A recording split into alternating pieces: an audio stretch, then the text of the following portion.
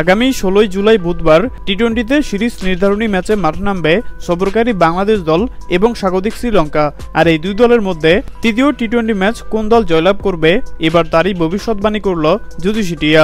দর্শক, লঙ্কানদের বিপক্ষে টি-20 সিরিজের প্রথম ম্যাচে লজ্জাজনকভাবে হেরে যায় বাংলাদেশ দল।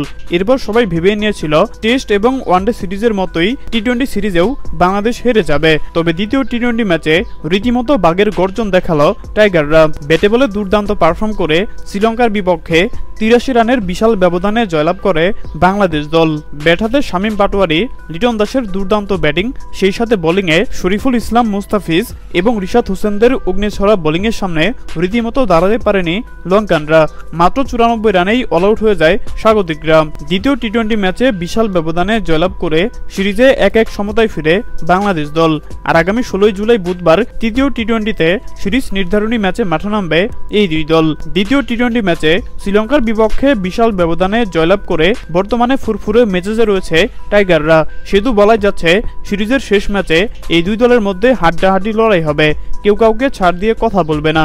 আর এবার এই দুই দলের মধ্যে সিরিজের শেষ ম্যাচে কোন দল জয়লাভ করবে এবার তারই ভবিষ্যৎবাণী করল জ্যোতিষী টিয়া। জ্যোতিষী টিয়ার সামনে বাংলাদেশ এবং শ্রীলঙ্কার পতাকা রাখা হয়, আর জ্যোতিষী টিয়া বাংলাদেশের পতাকা তুলে এবং এটাও জানিয়ে দেয় বাংলাদেশের জয়ের সম্ভাবনা 70%, অপরদিকে শ্রীলঙ্কার জয়ের সম্ভাবনা 30%। তো দর্শক, আপনাদের কি মনে হয় সিরিজের শেষ টি-20 ম্যাচে বাংলাদেশ কি পারবে শ্রীলঙ্কার বিপক্ষে জয়লাভ করতে? জানিয়ে দিন আপনাদের গুরুত্বপূর্ণ মতামত আমাদের কমেন্ট বক্সে। ধন্যবাদ।